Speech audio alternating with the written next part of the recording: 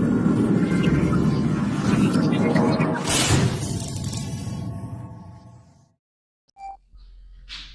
الله وكفى، والصلاة والسلام على النبي المصطفى. السلام عليكم ورحمة الله وبركاته.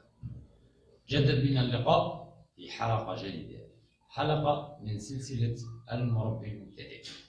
إن شاء الله رايحين نواصل حلقاتنا في هذه السلسلة.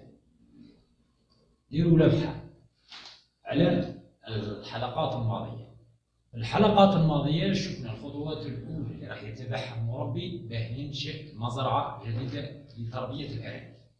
كيفية اختيار الأرانب، نوعية الأرانب، اختيار الأقفاص، مجموعة الأدوية اللي راح يحتاجها المربي، العلف، طريقة التعامل من أول يوم يحضر فيه الأرانب، العلاجات راح يتلقاها الأرنب في كل مرحلة من مراحل حياته.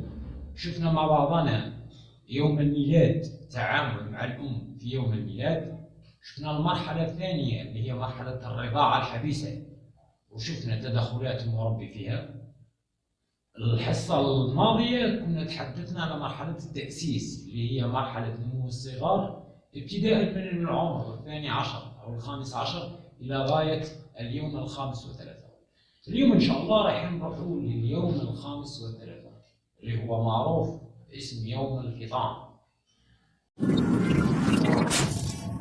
كلمة فطام، ماذا نقصد بكلمة فطام؟ كلمة فطام هي يوم الاستقلال، يوم يستغل الصغار يعيشوا في قفص واحد، يخرجوا الصغار على أمهم، هذه يسموها الفطام، طفطم الصغار. هنا وين يكون الاعتماد الكلي تاع الصغار، يكون عليهم هم، ما يكونش الاعتماد على الأم. الأم في هذه المرحلة بطبيعة الحال لازم تكون عشرة أو بالحمل في أيامها الأخيرة، تكون باقي على يوم الميلاد حوالي 5 إلى 6 أيام. هنا راح نقوم بعملية الفطام، فصل الصغار عن الأم. هذا اليوم يسمى هذه المرحلة بالأحرى تسمى المرحلة الحرجة أو مرحلة الفطام. هذه المرحلة هي أكبر مرحلة يتلقى فيها المربي صعوبات كبيرة، هي مرحلة لتبين أن المربي ناجح أو خاسر. هي السبب تاع أغلبية الناس يقولوا تربية الأرانب مشروع فاشل، لأنهم راح يفشلوا في هذه المرحلة. لماذا؟ لأن هذه المرحلة معروفة أنها مرحلة صعبة، مرحلة يتلقى فيها المربي مشاكل كبيرة. يبدأ من فوق الصغار وإنتاج اللي تعب عليه مدة تاع أكثر من شهرين، راح هنا يبدأ يتلقى فيه صعوبات. وين؟ أنهم من أول يوم يفطم فيه يبدأ موت الصغار، تبدأ تدخل أمراض اللي كان المربي قبل ما شافهاش، ما يعرفهاش. نعرفه كامل المرحلة وش راح يصرى فيها والتدخلات راح يتدخل فيها المربي. نرجع عدنا، قلنا اليوم إن شاء الله عندنا اليوم يوم الفطام. أنا هذا اليوم أسميه يوم الامتحان. كاين مثل يقول لك يوم الامتحان يكرم المرء أو يهان. في مجال تربية الأرانب هذا اليوم بالتحديد هو يوم الامتحان، يكرم فيه المربي أو يهان، لأن الإنتاج هنا يا يكون مربي ناجح يا يكون مربي فاشل. لأنك بمجرد أنك تفطم صغار الأرانب ويبدأوا يموتوا، هنا وين تبدأ علامات الفشل تظهر عليك، تبدأ على علامات الاستسلام. أغلبية يبدأوا يستسلموا في هذه المرحلة ويردوا دائما بأن مشروع الأرانب فاشل، لأنه في هذا اليوم ارتكب خطأ، والله مجموعة من الأخطاء اللي دمرت له إنتاجه ورجعته إنسان فاشل، رغم أنه قبل ممكن كان إنسان ناجح في هذا المجال. شوفوا كم التفاصيل اللي راح تصرف في هذا اليوم. هي مرحلة تبدأ من عمر الصغير، من يوم الفطام هو اليوم 35 في عمره إلى غاية اليوم 45. هي مرحلة جد حرجة. في هذه المرحلة لازم تتبع التفاصيل بدقة، ما تاخذكش رأفة بالأرنب وما تكونش عندك كما احنا نسموه حنان على الصغير. لازم نتبع التعليمات نقطة بنقطة. إذا فوت نقطة واحدة راح تؤدي إلى كذا. أول نشوفوا مع بعضنا كيف راح تفطن. طبيعة الحال اليوم 35 راح تفطن، راح نحسي صغار الأرانب وضعهم في قفص. أنا معتمدين على نظام التربية في الأقفاص. التربية الأرضية شيء آخر، راح نتحدث على التربية في الأقفاص. راني اليوم هذه الأم عندها مجموعة من الصغار راح نفطمهم ونحطهم في كاج واحد. وقته في النهار في الليل كذا. أول الوقت ما يتحددش بالساعة ولا ما يتحددش بالليل ولا بالنهار. الوقت يتحدد بوقت الوجبة اللي راك تعطي فيها للأرانب. ركز معي. إذا كان الإنسان يقدم العلف تاعو للأرانب مثلا على الساعة 7 ليلا، راح يفطم على الساعة 9 ليلا، ساعتين بعد تقديم الوجبة تفطم الصغار تاعك. لماذا؟ السؤال يطرح لماذا؟ علاه ما نفطمش مثلا بعد 12 ساعة؟ علاه ما نفطمش قبل ما نقدم الوجبة؟ علاه ما نفطمش في وقت آخر غير وقت الوجبة؟ وشنو هي الأسباب اللي تخليني نفطم في هذا الوقت بالتحديد؟ أكبر مشكلة يصادفها المربي يوم الفطام هي شنو؟ يفطم الجراء تاع الأرانب ويحطهم في قفص واحد. إذا كان فطمته هو جيعان مازال ما كلاش الوجبة تاعو، بطبيعة الحال عندما يحين وقت تقديم الوجبة الكمية اللي راح تعطيها له تاع العلف راح يستهلكها بشراسة. هنا وين؟ راح يدخل في مرحلة تاع مرض يسموه الكوكسيديا. الأرنب مش متعود على العلف، مازال صغير، دخلوا في مرحلة وين ياكل بزاف، كلا بزاف ما يقدرش يهضم، يدخل في مرض يسموها الكوكسيديا. ومن الكوكسيديا الكوليستريديا تدخل في متاهات تاع موت وتاع علاجات وتندم انك ربيت الأرنب. الخطأ واش كان؟ انك فطمت الأرنب وهو جائع. لازم تفطم الأرنب وهو شبعان. لماذا؟ يتعود مدة ذيك تبقى حتى للوجبة القادمة، يتعود على هذاك الجوع ويكون ما عندوش، يكون من بعد كي تقدم له الوجبة نتاعو يكون ديجا عنده 12 ساعة مستقل على امه، ما عندوش صدمة. انت إذا كان تهزو ديريكتومون وتحطه في قفص وحده وروح تعطي له العلف، هنا راح يدخل في مرحلة صدمة، الأكل نتاعو ماهوش راح يهضم وراح يدخل في مرحلة عرض كوكسيديا. نقطة رقم 1. النقطة رقم 2 اللي تؤدي إلى موت الصغار بعد الفطام. إذا فطمت الصغار على عمر أقل من 33 يوم، احنا كنا راح تفطم على 35 يوم. كاين البعض يقول لك نلقح الأم في اليوم الموالي للولادة، والله في نفس اليوم اللي ولدت فيه الأم.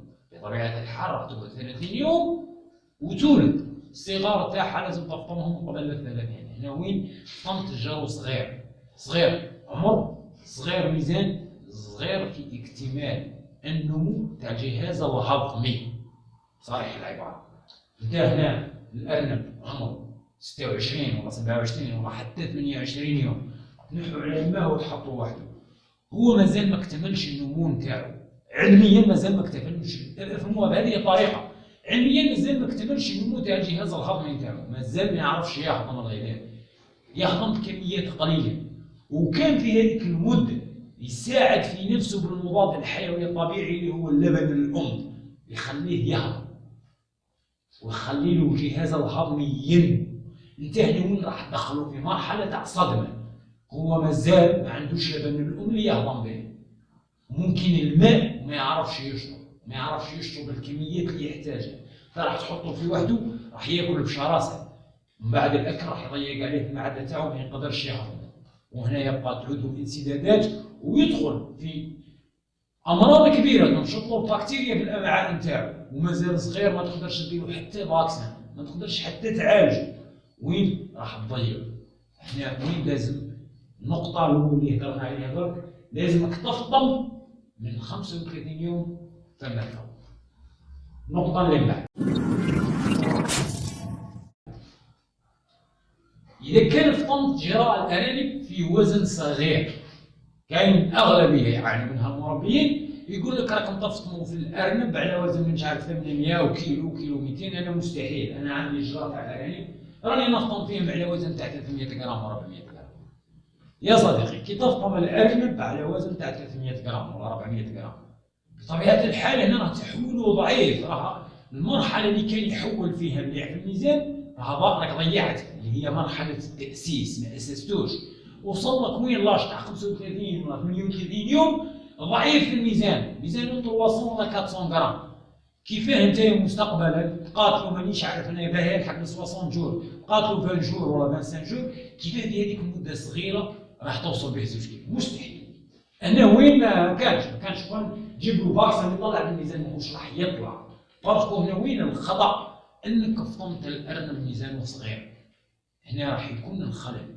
حتى في المرحله اللي بعد الفطام ماهوش راح يطلع في الميزان لانه مازال ما تاسسش، كان الخلل في التاسيس في المرحله اللي من 12 يوم حتى ل 35 يوم. صح. نقطه اخرى،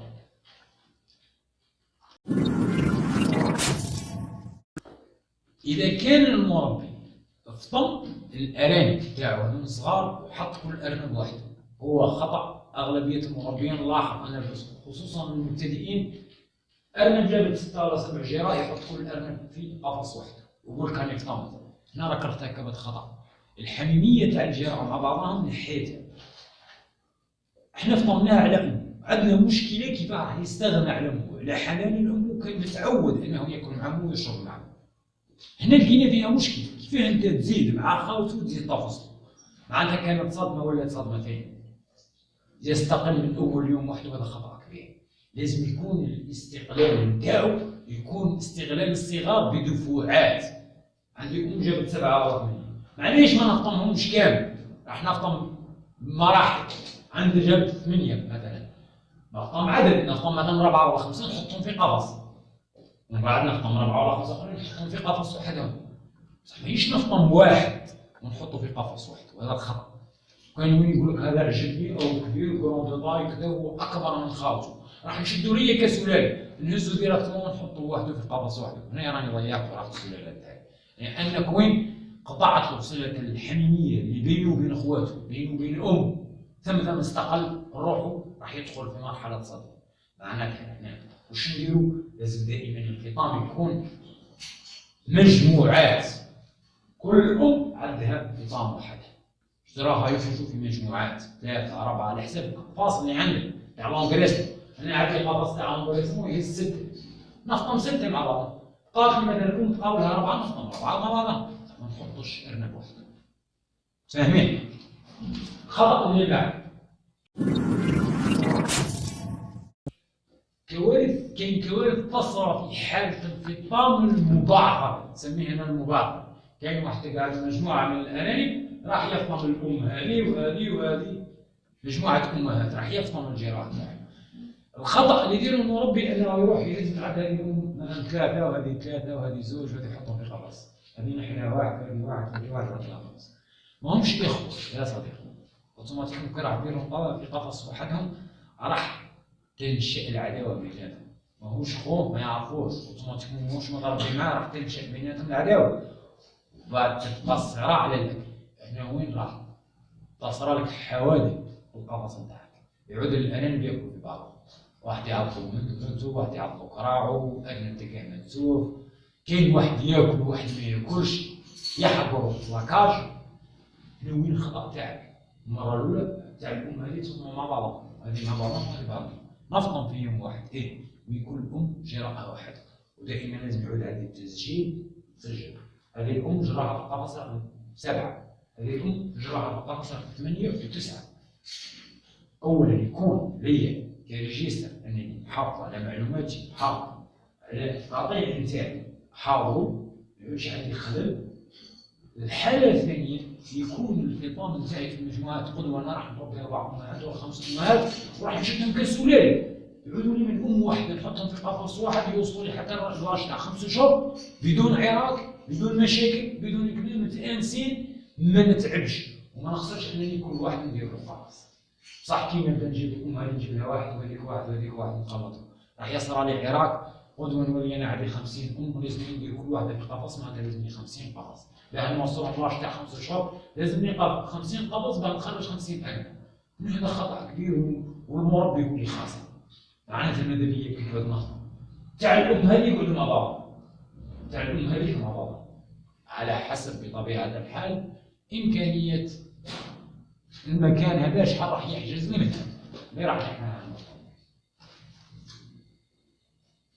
نشوفوا نقطة أخرى حساسة هذه.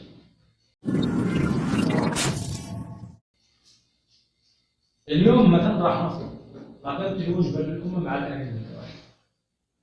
بعد ساعتين من الأكل راح نلقى الأرانب كلاو، ممكن نلقى الأرانب مازال حي، ممكن نلقاها خلاص.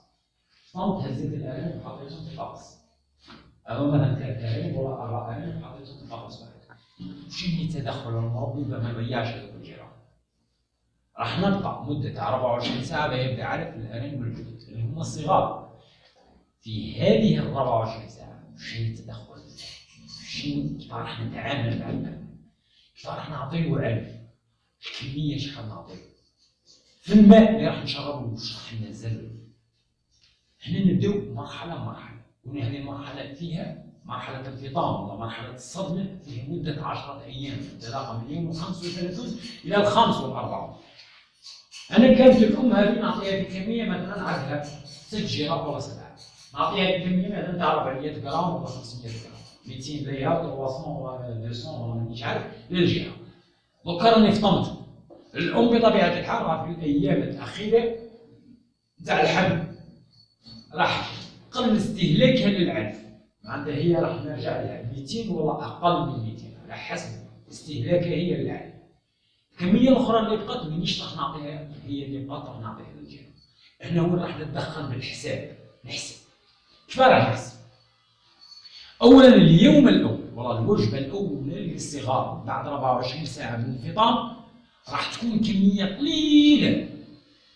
نقول قليلة 10 جرام للأرنب اليوم الأول. نعطيكم في الحوصلة في النهاية. كان يقول لك اعطي لها 300 200 جرام مانيش عارف 70 و50 و60 و30 نعطيك الحوصه النهايه كاع ما تروحش بعيد تتحوس تحافظ على انتاجك.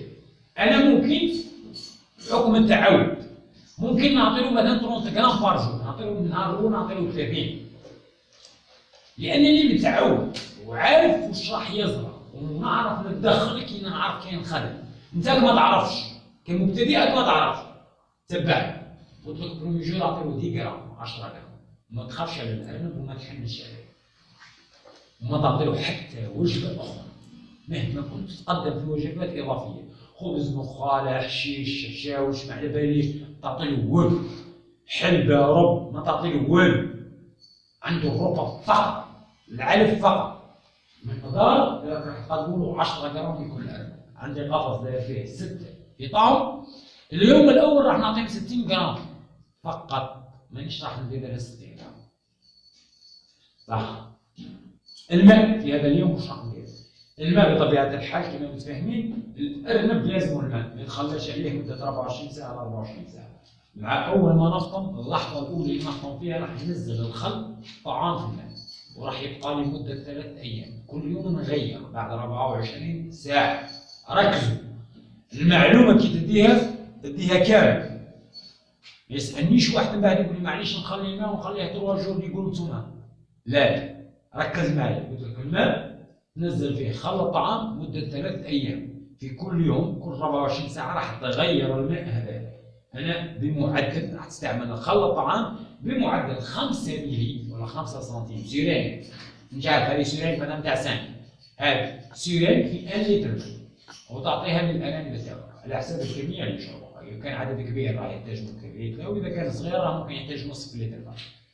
أنت لما تقول ما تخسرش دير فيه الماء ودير فيه 5 ملي تاع خل الطعام. خل الطعام ماذا بك خل خالي من الإضافات يعني ما يكونش خل بنكهة الليمون خل بنكهة الثوم خل بنكهة مانيش عارف أنا بصل. هذا بك خل صافي كريستال عادي أبيض شفاف صافي ما فيه حتى نكهة تلقاه بثمن رخيص ويعطي نتيجة.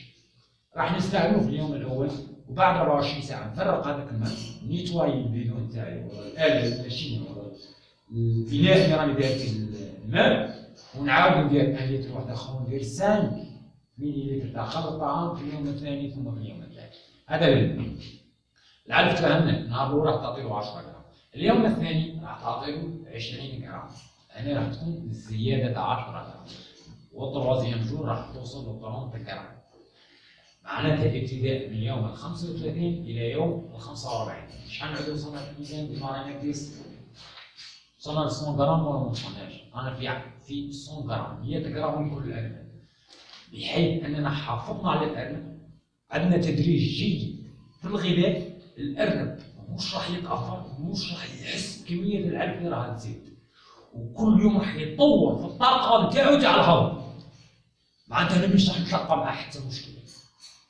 كاين البعض يقول لك لا، مرحله 35 حتى 45 دير له العلبه، دير له مانيش عارف الرب، دير له كذا. هذيك راه في مرحله التاسيس. مرحله التاسيس ما نقري حوايج كيما كي تدخل وتتعفن في بطنه ولا تتربى له بكتيريا، راه عنده المضاد الحيوي الطبيعي اللي هو لبن الام، مستحيل تصيبه في بلاصه اخرى. مين انت بعد ما تاخذ ماكش قادر تعالجه، ماكش قادر تقدم له اضافات، ماكش قادر تقدم له اي حاجه. خلي عليه يمشي لك بالعلف حتى من اليوم ال 45. من بعد ال 45 يوصل قيمه العلف اللي يستهلك فيها 100 غرام، راح يبقى بها حتى لليوم 60، حتى لليوم شهرين في عمره. هنا وين تبقى لك 15 يوم واحد اخرى، ماكش راح تزيد في كميه العلف، لانها 100 غرام هي كافيته. راح تبدا تقدم في اضافات واحده اخرى. من بعد كي تقول لي نقدم عسل تمر اللي هو الرب، ولا نقدم حلبه، ولا نقدم مش عارف خبز يابس، ولا نخاله، ولا حشيش، ولا صفصفه، انت حر. الارنب راه صوبه خلاص، دخل في مرحله تاع استقلال، وراح تشوفوا التطور تاع الجسم نتاعو، خصوصا في هذه المرحله تطور رهيب. اذا كان يحول لك قبل هو معمر، نسبه التحويل تاعو ولا كميه التحويل تشوف فيها في الميزان كي تراجع حيويا تلقاه مثلا عنده كل يوم يحول لك في 20 غرام، يزيدها لك يوم. في هذه المده بالرغم ان كميه العلف صغيره وراك تزيد قبل التدريج مرحله حرجه، الا ان التحويل راح يكون رهيب، راح ممكن توصل حتى ل 35 غرام يوميا يحولها لك الارنب، بالرغم انه ماهوش شيء ميزان. وما تخافش، كل ما يجوع الارنب كل ما يزيد، كل ما تعطيهم ياكل بزاف كل ما يخلص. داكور؟ شديتوا المعلومات هذه، فهمتوها بالتدريج. راح نزيدوا 10 غرام، كاين راح نهبطوا الماء الخلط الطعام، تبقى 7 ايام. اذا كان عندك جدول دوري للمياه تبع فيه، تبع في المضادات تاع بصل وكذا وفيتامينات وكذا، عادي حفظ، ما كانش مشكله. زيد. هذه التدخلات اللي هي 10 ايام. عندك 10 ايام لازم ما تكونش اكزاجير، ما تكونش خايف على الارنب. كاين واحد مثلا استشار من قال لي هنا راني فطنت اليوم ودرت، قلت له واش دير؟ هذا المعلومات. بطبيعه الحال نهار الاول كيف فطن واش دار، بعد 24 ساعه شاف الارانب فشلوا وكذا، خلع منهم. قلت له الله يعطيهم غرام، عطاهم 40 غرام ولا 50 غرام للواحد، كلاهم. النهار اللي بعده عيط لي الارانب ما حبتش تاكل وتنفخوا وشدوا كمانات. هذه راه توكسيديا، راه من العلم تاعكم، راك ما عطيتهمش 10، عطيتهم كميه كبيره. كان الخلل وين انك حنيت على الارنب، واللي تحن عليه والله اللي يعز عليك دائما هو اللي فقرك، هو اللي يخسر. انا وين لازم تفرقوا قلنا دي غرام دي غرام. مثلا جراكم معك صاروا معكم هم الله شحال ما داروا صار تاع 15 شهور ولا ما نعرف، 15 ممكن مزيان ديال الصراحه 15 شهور اللي نعطيكم كي نحسب لهم معين معكم هم راهم يدوا مثلا في 30 غرام ولا في 35 غرام للارنب. صح نهار نقدر نعطيهم 10 ما نعطيهمش 30 ولا 90، لان انا ما نخافش نبرد معاهم حتى وكان بزاف راهم يرضوا. واللبن هو اللي راح يدعم، لا اللبن هو اللي راح يخلي لهم الجهاز الهضمي تاعهم يهضم الغذاء. مي كي نفطمهم ثم يكون المشكله عندي انا كمربي، معناتها ثم يبان المربي الفاشل من المربي الناجح. قبل كانت الام هي اللي ترضع، الام هي اللي تولد، الام هي اللي تخدم العشاء. انت ما كنتش كمربي ما تقدرش تحكم على نفسك انك مربي ناجح ولا فاشل. اذا كنت ناجح تكون بنسب.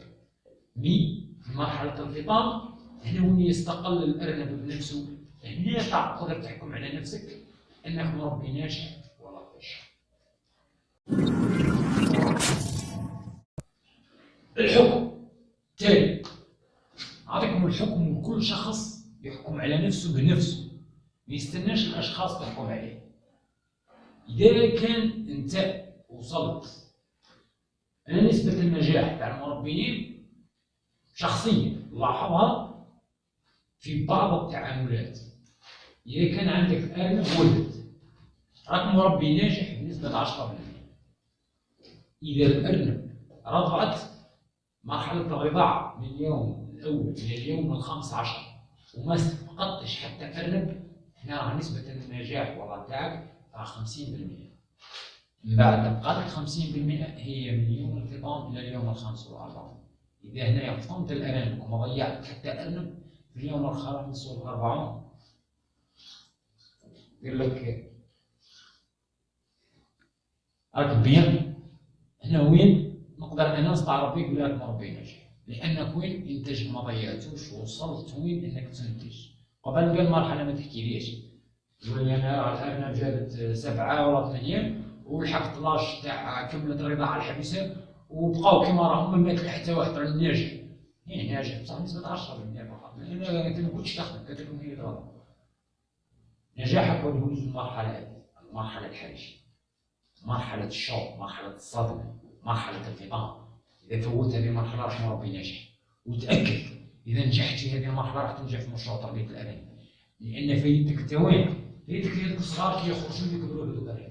فايدة تاعك ثم تحكم على نفسك أنك مربي غالب.